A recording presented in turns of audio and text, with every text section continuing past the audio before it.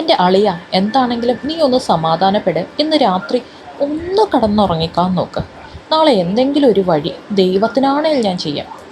സഹി കേട്ട് കഴിഞ്ഞപ്പോൾ ഇത് മാത്രമേ വഴിയുള്ളൂ എന്ന രീതിയിൽ റിച്ചു അവനോട് പറഞ്ഞു. നിന്നെ എനിക്ക് വിശ്വാസമാണ് മുത്തേ. നീ അതെന്താണെന്ന് വെച്ചാൽ ചെയ്യ്. ഗുഡ് നൈറ്റ് മുത്തേ, ഉമ്മ. മാത്യു ഫോൺ വെച്ച് കഴിഞ്ഞപ്പോൾ അറിയാതെ റിച്ചു നെഞ്ചത്തൊന്ന് കൈവച്ച് പോയി. എൻ്റെ മഹാദേവ, കർത്താവ് തമ്പുരാൻ കുരിശ് ചുമന്നിട്ടുണ്ട് എന്ന് കേട്ടപ്പോൾ ഇതുപോലൊന്ന് ഞാൻ ഒരിക്കലും പ്രതീക്ഷിച്ചില്ല എന്ന് പറഞ്ഞുകൊണ്ട് അവനൊന്ന് നെടുവീർപ്പിട്ടു. അവൻ ബാൽക്കണിയിൽ നിന്ന് റൂമിലേക്ക് നടക്കുമ്പോഴാണ് തൻ്റെ ഓപ്പോസിറ്റുള്ള റൂം തുറക്കുന്ന കാണുന്നത്. അതിലേക്ക് കയറിപ്പോന്ന് സ്ത്രീയെ കണ്ടപ്പോൾ അവനൊന്ന് നിന്നു. പിന്നെ ഒന്നും മിണ്ടിയില്ല. പതുക്കെ തൻ്റെ റൂമിലേക്ക് തന്നെ നടന്നുപോയി. രാത്രി എത്ര നേരം പോയിട്ടും അവനൊന്ന് ഉറങ്ങാനൊന്നും പറ്റുന്നുണ്ടായിരുന്നില്ല. എന്തോ അവളുടെ ആ കരഞ്ഞ മുഖം അതങ്ങനെ മനസ്സിൽ തന്നെ തെളിഞ്ഞു നിൽക്കുന്നു. എന്നതാ മഹാദേവ ഇതിങ്ങനെ എന്നെ വേട്ടയാടുന്നത്? അവളുമായി ഒന്നിച്ചൊരു ജീവിതം എനിക്കൊരിക്കലും പറ്റത്തില്ല. പിന്നെ എന്തിനെന്നെ ഇങ്ങനെ ഓരോ ചിന്തകളിലിട്ട് എന്നെ കുഴയ്ക്കുന്നത്? അവൾക്ക് അവളുടെ ജീവിതം, എനിക്ക് എൻ്റെ ജീവിതം. ഇനി ഒരിക്കലും ഇതൊന്നാവാനും പോകുന്നില്ല. ഒന്നുകൂടി അവൻ തൻ്റെ മനസ്സിനെ അതെല്ലാം പറഞ്ഞു പഠിപ്പിക്കുമ്പോൾ ഇന്ന് കോളേജ് വിട്ട് ഇറങ്ങി വരുമ്പോൾ തൻ്റെ ബൈക്കിന് വട്ടം വെച്ച ഗിരിയുടെ കാര്യം ഓർമ്മ വന്നത്. കോളേജിൽ നിന്ന് രാഹുലുമായി ഒന്നിച്ച് ബൈക്കിൽ ഇറങ്ങുമ്പോഴാണ് തങ്ങളുടെ മുന്നിലേക്ക് ഗിരി തൻ്റെ കാറ് കൊണ്ട് നിർത്തിയത്. എന്നെ തല്ലിച്ചതച്ചിട്ട് സന്തോഷത്തോടെ അവളോടൊപ്പം ജീവിക്കാമെന്ന് നീ വിചാരിക്കണ്ടടാ. അതിനൊന്നും നിന്നെ അനുവദിക്കില്ല ഈ ഗിരീഷ്. തനിക്ക് എന്തിൻ്റെ കേടാടോ? മര്യാദയ്ക്ക് വണ്ടി മുന്നിൽ നിന്നെടുത്ത് മാറ്റാൻ നോക്ക്. എനിക്ക് ചെന്നിട്ട് വേറെ പണിയുണ്ട്. കടന്ന് കൂടുതൽ ചെലക്കാതടാ ചെറുക്ക. ഗിരി മൂപ്പിച്ചുകൊണ്ട് വന്നു. റിച്ചു ഒന്ന് അവനെ നോക്കി കലിപ്പോടെ തന്നെ. നിനക്ക് കിട്ടിയതൊന്നും മതിയായില്ലല്ലേ മോനെ? അതും ചോദിച്ചുകൊണ്ട് അവൻ ബുള്ളറ്റിൽ നിന്നും ചാടിയിറങ്ങി ഗിരിക്ക് നേരെ ചെന്നു. എടാ ചെറുക്ക, നീ അന്ന് കണ്ടപ്പോൾ ആ കണ്ട ആളല്ല നിൻ്റെ മുന്നിൽ ഇപ്പോൾ നിൽക്കുന്നത്. അന്ന് നിലയൊന്ന് തെറ്റി, അത് എൻ്റെ തെറ്റ്. അടിച്ചതിച്ചിരി കൂടിപ്പോയി. ആ ഗർഭം കൊണ്ട് മോൻ ഇന്ന് വന്നാൽ അറിയും നീ അതിൻ്റെ കേടും കൂടെ ചേർന്നു തന്നെ. ഓഹോ, അപ്പോൾ താൻ രണ്ടും കൽപ്പിച്ചുകൊണ്ട് തന്നെയാണല്ലേ? റിച്ചു തോളിൽ കിടന്ന ബാഗ് ഒരു സേതുവിൻ്റെ കയ്യിലേക്ക് കൊടുത്തു. എടാ മോനെ ഗിരീഷേ, നിനക്ക് അന്നേ ഞാൻ ഒന്ന് വെച്ചതാണ്. അന്ന് അവളുടെ അവസ്ഥ കണ്ടിട്ടാ നിന്നെ ഞാൻ കൊല്ലാതെ വിട്ടത്. പിന്നെ നീ കുറേ ഉണ്ടാക്കി. എടാ ചെറുക്ക, അവളെ ഇങ്ങ് തന്നേക്ക്. വെറുതെ നമ്മൾ തമ്മിൽ എന്തിനാ ഈ വഴക്കും പ്രശ്നമൊക്കെ? മോനെ എന്ന് വിളിക്കുന്നതിനൊപ്പം തന്നെ റിച്ചു വലത് കാലെടുത്ത് ഗിരിയുടെ നെഞ്ചിൽ കൂടെ നോക്കി ഒരൊറ്റ ചവിട്ടായിരുന്നു. ഗിരി ഊക്കോടെ തന്നെ നിലം പതിച്ചു. അവൻ അവിടെ നിന്നും പതുക്കെ എണീറ്റുകൊണ്ട് റിച്ചുവിനെ നേരെ പാഞ്ഞു. എടാ! ഇരുവരും പരസ്പരം ഷർട്ടിൻ്റെ കോളറിൽ പിടിച്ചു അങ്ങോട്ടും ഇങ്ങോട്ടും രണ്ടുപേരും പോരു കോഴികളെ പോലെ അടിച്ചു തുടങ്ങി. റിച്ചു തൻ്റെ തല കൊണ്ട് ഗിരിയുടെ നെറ്റിയിൽ ശക്തിയോടെ ആഞ്ഞങ്ങിടിച്ചു കൊടുത്തു. ഗിരി ആ വേദനയിൽ അവൻ്റെ വലതുമുട്ട് കാൽ റിച്ചുവിൻ്റെ വയറിന് നേരെ ഇടിച്ചു. ഗിരിയുടെ അടുത്ത ഉന്നം മനസ്സിലായതുപോലെ റിച്ചു ഒന്ന് ഒഴിഞ്ഞു മാറി. അതിനുശേഷം തൻ്റെ മുട്ടുകാൽ ഗിരിയുടെ അടിവയറിനെ ചേർത്തങ്ങ് കൊടുത്തു. ഒന്നല്ല പല തവണ ആ വേദനയിൽ ഗിരി അറിയാതെ തന്നെ റിച്ചുവിലുള്ള പിടിവിട്ടിരുന്നു. വേദന സഹിക്കാൻ വയ്യാതെ കൂനിക്കൂടിയ ഗിരിയുടെ ഷർട്ടിൻ്റെ കോളറിൽ പിടിച്ച് റിച്ചു ഒന്ന് വെച്ചു. എടോ ഗിരീഷേ, തന്നോട് അവസാനമായി ഞാൻ പറയുക, വെറുതെ ഇനി ശ്രീഭദ്രയുടെ പുറകെ താൻ നടക്കരുത്. അവളുടെ ജീവിതത്തിൽ ഒരു കരിനിഴൽ പോലെ ഇനി നിന്നെ കണ്ടാൽ ഇതുപോലായിരിക്കില്ല എൻ്റെ പ്രതികരണം. പിന്നെ നീ ജീവനോടുണ്ടാവില്ല, അല്ലെങ്കിൽ ജീവശവമായി കടക്കും. വെറും വാക്ക് പറയില്ല ഈ റിച്ചു. ഞാനത് പറഞ്ഞാൽ ചെയ്തിരിക്കും, അത് താൻ ഓർമ്മ വെച്ചോ. എനിക്കറിയാമടാ അവളുടെ സൗന്ദര്യത്തിൽ നീ മയങ്ങിപ്പോയെന്ന്. നീ നോക്കിക്കോ, കുറച്ച് നാൾ കഴിയുമ്പോൾ നിനക്ക് അവളെ മടുക്കും. നീ തന്നെ ആ വീട്ടിൽ നിന്ന് അവളെ ഇറക്കി വിടും. ഗിരി പിന്നെയും നിർത്താൻ ഭാവമില്ലാത്തതുപോലെ ഓരോന്ന് വിളിച്ചു പറഞ്ഞു തുടങ്ങി. നിനക്ക് മതിയായില്ലല്ലേടാ? അതും പറഞ്ഞുകൊണ്ട് ബൈക്കിൽ കയറാൻ പോയ റിച്ചു വീണ്ടും തിരിച്ചു വന്ന് അവനെ ഒന്നുകൂടെ ചവിട്ടിക്കൂട്ടി. എടാ കോപ്പന്മാരെ, ഇവനെ ജീവനോടെ വേണമെങ്കിൽ ഒന്ന് എടുത്തോണ്ട് പോടാ. ഗിരിയുടെ കൂടെ വന്നവന്മാരെ നോക്കി ഒന്നലറി. റിച്ചു നിർത്താൻ നോക്കിക്കേ, ഇപ്പോൾ തന്നെ പിള്ളേരെല്ലാം ശ്രദ്ധിക്കാൻ തുടങ്ങി.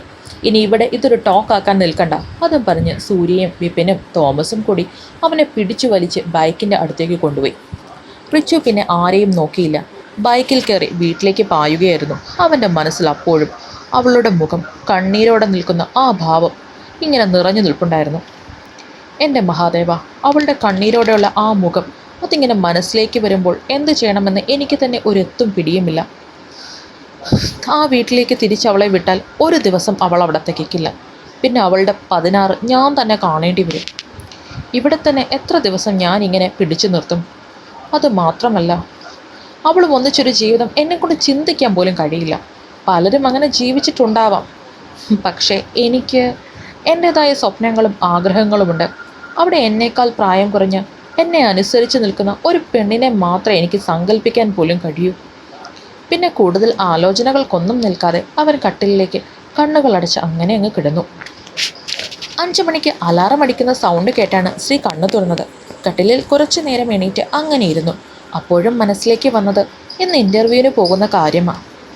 പണ്ട് തൻ്റെ ഏറ്റവും വലിയ ആഗ്രഹമായിരുന്നു ഒരു ടീച്ചർ ആവുക എന്നത്. അതും വെറും ടീച്ചറൊന്നും അല്ല കേട്ടോ. കുട്ടികൾക്ക് ഒത്തിരി പ്രിയപ്പെട്ട, അവരുടെ എല്ലാ പ്രശ്നങ്ങൾക്കും അവരെ മനസ്സിലാക്കി കൂടെ നിൽക്കുന്ന, അവരുടെ കൂട്ടുകാരിയായി, അവരുടെ സ്വപ്നങ്ങൾക്ക് ചിറക് കൊളുത്താൻ പറ്റുന്ന ഒരു ടീച്ചറായിട്ട്. ആ ജോലി ആഗ്രഹിച്ചത് തന്നെ തൻ്റെ അച്ഛനെ പൊന്നുപോലെ നോക്കാനായിട്ടല്ലേ. ഇത് താൻ ആർക്കു വേണ്ടിയാണ് ഈ ജോലിക്കൊക്കെ ചെയ്യാൻ പോകുന്നത്? ആർക്കും വേണ്ടിയല്ല. തനിക്ക് വേണ്ടി ആരാ ഉള്ളത്? അതും ആരുമില്ല. അങ്ങനെ പലവിധ ചിന്തകൾ അവളുടെ മനസ്സിലൂടെ കടന്നുപോയി. ഇനിയും എങ്ങനെ ഇരുന്നാൽ സമയം വെറുതെ പോകുന്നതല്ലാതെ വേറൊന്നും നടക്കില്ല. എന്താണെങ്കിലും ഇൻ്റർവ്യൂവിന് പോകുന്നതിന് മുമ്പ് അമ്മയെ എന്തെങ്കിലുമൊക്കെ സഹായിക്കണം. അത് മനസ്സിൽ കരുതി അവൾ കട്ടിലിൽ നിന്നും എഴുന്നേറ്റു. ഷവറിൻ്റെ കീഴിൽ അങ്ങനെ നിൽക്കുമ്പോഴും മനസ്സിലൂടെ 1000 ചിന്തകൾ കടന്നു പോയിക്കൊണ്ടിരുന്നു. ഒത്തിരി സ്വപ്നം കണ്ട ജോലിക്ക് വേണ്ടിയുള്ള ഇൻ്റർവ്യൂ ആണിന്ന് പോകുന്നത്. പക്ഷെ തനിക്കതിനൊന്നും ഒട്ടും സന്തോഷിക്കാൻ കഴിയില്ല. MS കോളേജ് ഈ നാട്ടിലെ തന്നെ അറിയപ്പെടുന്ന കോളേജാണ്. അവിടെ ഡിഗ്രി ചെയ്യാൻ താനെ ഒത്തിരി ആഗ്രഹിച്ചതായിരുന്നു. പക്ഷേ അവരുടെ ഫീസ് അത് തനിക്കും അച്ഛനും താങ്ങാവുന്നതിലും അപ്പുറമായി. അങ്ങനെ ഇരിക്കുമ്പോഴാണ് ഗവൺമെൻറ് കോളേജിൽ തന്നെ തനിക്ക് മെറിറ്റിൽ സീറ്റ് കിട്ടുന്നത്. പിന്നെ അങ്ങോട്ടൊരു വാശിയോടുള്ള പഠനമായിരുന്നു. തൻ്റെ അച്ഛന് വേണ്ടിയുള്ള വാശി, അച്ഛൻ തോറ്റുപോയെടുത്ത് ജയിക്കാനുള്ള വാശി. Degree university ടോപ്പറായി. PGക്കും കോളേജിൽ നല്ല മാർക്കോടെ കൂടിയാണ് പാസ്സായത്. BEഡും ഒട്ടും കുറവൊന്നുമല്ലായിരുന്നു. കഷ്ടപ്പാടാണെങ്കിലും അതിനിടയിൽ ട്യൂഷൻ എടുത്തും തൻ്റെ ജീവിതം മുന്നോട്ട് തന്നെ കൊണ്ടുപോയി. ഒരു കറുപ്പിൽ വെള്ളപ്പുള്ളികളുള്ള ചുരിദാറായിരുന്നു വേഷം. കുളി കഴിഞ്ഞിട്ട് മുറിയിൽ നിന്ന് ഇറങ്ങി നേരെ പൂജാമുറിയിലേക്കാണ് പോയത്. അമ്മ വിളക്കൊക്കെ കത്തിച്ച് വെച്ചിട്ടുണ്ട്. ഒന്ന് പ്രാർത്ഥിച്ചു. നെറ്റിയിലേക്ക് അവിടെ നിന്ന് കുറച്ച് ഭസ്മവും എടുത്ത് ചാർത്തി. പിന്നെ നേരെ ഒരു പോക്ക് അടുക്കളയിലേക്ക്. അവിടെ എത്തുന്നതിന് മുമ്പ് തന്നെ കേൾക്കാം പാത്രങ്ങളുടെ കിന്നാരം പറയുന്ന അമ്മയുടെ ശബ്ദം. എന്താണ് അമ്മക്കുട്ടി, രാവിലെ തന്നെ അടുക്കളയിലൊരു യുദ്ധം? ആഹാ, കുളി കഴിഞ്ഞിങ്ങ് എത്തിയോ എൻ്റെ ടീച്ചറമ്മ? സാമ്പാറിനുള്ള കഷ്ണങ്ങൾ അരിയുന്നതിനിടയിൽ തന്നെ അമ്മയുടെ വക മറുപടിയും എത്തിക്കഴിഞ്ഞതും. എല്ലാവരും കൂടെ നിർബന്ധിച്ച് ഇന്ന് എന്നെ പറഞ്ഞയക്കുമല്ലേ, പിന്നെ കുളിക്കാതെ തരമില്ലല്ലോ എന്ന് പറഞ്ഞുകൊണ്ട് ശ്രീ അമ്മയുടെ അടുത്തേക്ക് നീങ്ങി നിന്നുകൊണ്ട് കഷ്ണങ്ങൾ മറ്റൊരു പിച്ചാത്തി എടുത്ത് വേഗം അരിയാൻ സഹായിച്ചു തുടങ്ങി. എൻ്റെ മോളെ, നീ കുളിയൊക്കെ കഴിഞ്ഞല്ലേ കുട്ടി? വെറുതെ എന്തിനാ ഈ അടുക്കളയിൽ കയറി ദേഹമൊക്കെ ചീത്തയാക്കുന്നത്? ഇതൊക്കെ അമ്മയ്ക്ക് ചെയ്യാനുള്ളതേ ഉള്ളൂന്നേ. കാപ്പിയൊക്കെ ആകുമ്പോഴേക്കും ഇനി സീതമ്മ വരും. പിന്നെ ബാക്കി എല്ലാ അടുക്കളയിലെ പണിയും അവർ നോക്കിക്കോളും. എൻ്റെ കുട്ടി പോയി തൽക്കാലം ഈ കാപ്പി എടുത്ത് കുടിച്ചിട്ട് പോകാനുള്ള കാര്യങ്ങൾ നോക്ക്. ദേ സോണി, മിയ, നിങ്ങൾ ഇനിയെങ്കിലും പോയി അവളെ ഒന്ന് വിളിച്ച് എഴുന്നേൽപ്പിക്കാൻ നോക്കിക്കേ. സമയം ഇപ്പോൾ തന്നെ 10 മണി കഴിഞ്ഞു. ഇനിയും അവളെ പറഞ്ഞ് വീട്ടിൽ വിട്ടില്ലെങ്കിൽ ആകെ പണിയാകും. ഒന്നും അറിയാത്തത് പറയല്ലേ ജിൻസ. ഞങ്ങൾ എത്ര പ്രാവശ്യം അവളെ മാറി മാറി വിളിച്ചു.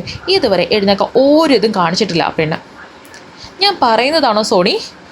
ഇന്നലെ തന്നെ നിന്നോട് ഞാൻ മര്യാദയ്ക്ക് പറഞ്ഞതല്ലേ അവൾക്കൊന്നും വാങ്ങിക്കൊടുക്കരുതെന്ന്. നിനക്കല്ലായിരുന്നോ പാർട്ടിയിൽ എൻജോയ് ചെയ്യണമെന്ന്? ശാവത്തിൽ കുത്താതെ ജിൻസ.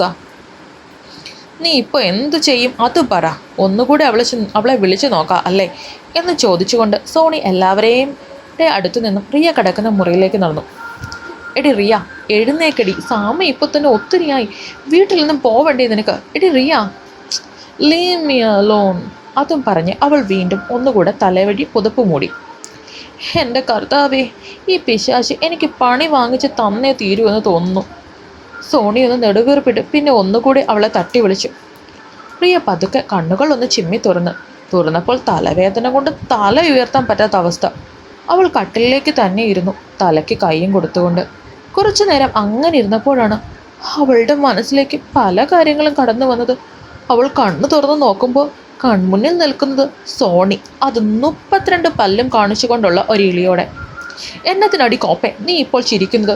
മനുഷ്യൻ്റെ സമാധാനം മുഴുവൻ നീയൊക്കെ കളഞ്ഞില്ലേ? ഇനി ഞാൻ എങ്ങനെ ഈ മുഖം വെച്ച് അങ്ങോട്ട് കയറി ചെല്ലും? ദൈവമേ, സമയം തന്നെ ഒത്തിരി. ഞാൻ ഇനി എന്നാ ചെയ്യും? നീ ഒറ്റ ഒരുത്തിയ സോണി എന്നെ ഇങ്ങനെ ഈ പരുവത്തിലാക്കിയത്. എന്നിട്ട് ഇങ്ങനെ ഇരിക്കാൻ നാണമില്ലടി മരക്കഴുതേ നിനക്ക്. ഓഹോ, ഇപ്പം കുറ്റം മൊത്തം എനിക്കാ? ആരെങ്കിലും പറഞ്ഞായിരുന്നോ അവിടെ കിട്ടിയത് മൊത്തം വാങ്ങിച്ച് കയറ്റാൻ? ആ റെഹാൻ ഫിലിപ്പിൻ്റെ കൂടെ അവിടെ കിടന്ന് കള്ളും കുടിച്ച് കൂത്തി മറിഞ്ഞിട്ട് നിനക്ക് പ്രശ്നമൊന്നുമില്ലല്ലേ? ഇപ്പം ഞാനാണ് പ്രശ്നക്കാരി. ദേ സോണി, എനിക്ക് എന്നെ തന്നെ പിടിക്കാതിരിക്കാം. മിണ്ടാതെ എൻ്റെ മുന്നിൽ നിന്ന് പോവാൻ നോക്ക്. നീ എല്ലാം ഒപ്പിച്ച് വെച്ചിട്ട് മറ്റുള്ളവരുടെ മണ്ടേ കുതിര കയറുന്ന പരിപാടി ഇവിടെ നിർത്തിക്കൊറിയാം. അല്ലാതെ നിന്റെ വായിലിരിക്കുന്ന കേൾക്കേണ്ട ആവശ്യമൊന്നും ഇവിടെ ആർക്കുമില്ല. അകത്തുള്ള ഒച്ചപ്പാട് കേട്ടുകൊണ്ടാണ് ജെയ്സണും സിത്താരയും മിയയും കൂടെ അങ്ങോട്ടേക്ക് ചെല്ലുന്നത്. കാലി കയറിയിരിക്കുന്ന രണ്ടെണ്ണത്തിനെയാണ് അവിടെ കണ്ടത്. ഓഹോ, നിങ്ങളെല്ലാവരും ഇവിടെ തന്നെ ഉണ്ടായിരുന്നല്ലേ? എല്ലാവരും കൂടി ഇന്നലെ ഒരു ദിവസം കൊണ്ട് എന്തൊക്കെ ഒപ്പിച്ച്? ഇനി ഞാൻ ഈ മുഖവും വെച്ച് ആ വീട്ടിലേക്ക് തിരിച്ചെങ്ങനെ കയറി ചെല്ലും? ഞാൻ നിന്നോട് പറഞ്ഞതല്ലേ എത്ര താമസിച്ചാലും എന്നെ വീട്ടിൽ കൊണ്ടാക്കണമെന്ന്. പ്രിയ, മതി, നിർത്തിക്കോ. നീ ഓരോന്ന് ഒപ്പിച്ച് വെച്ചിട്ട് ഞങ്ങളുടെ മണ്ടേ കുതിര കയറാൻ വരണ്ട. വീട്ടിൽ പോകണമെന്ന് നിർബന്ധമുള്ളവളാണെങ്കിൽ ഈ പരിപാടിക്കൊന്നും നിൽക്കരുതായിരുന്നു. സന്ധ്യയായപ്പോൾ തന്നെ വീട്ടിൽ പോകണമായിരുന്നു. നീ ഇതിലേതെങ്കിലും ഒന്ന് ചെയ്തോ? ഓഹോ, നീയൊക്കെ ഇപ്പോൾ ഒറ്റക്കെട്ട്. തെറ്റ് മുഴുവൻ എൻ്റെ വശത്താണല്ലോ അല്ലേ? മര്യാദയ്ക്ക് ഓഫീസിൽ പോകാൻ നിന്ന് എന്നെ വിളിച്ചു വരുത്തി പാർട്ടിക്ക് പോകാമെന്ന് പറഞ്ഞു കൊണ്ടുപോയത് നീയൊക്കെ തന്നെയല്ലേ? എന്നിട്ടിപ്പോൾ എൻ്റെ കുഴപ്പം. തെറ്റാര് ചെയ്താലും തെറ്റ് തന്നെയാണ് റിയ.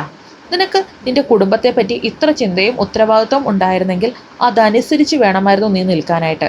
നിന്നെപ്പോലെ തന്നെയല്ലേ ഞങ്ങളെല്ലാവരും? വെള്ളമടിച്ച് കുത്തിമറിഞ്ഞോ?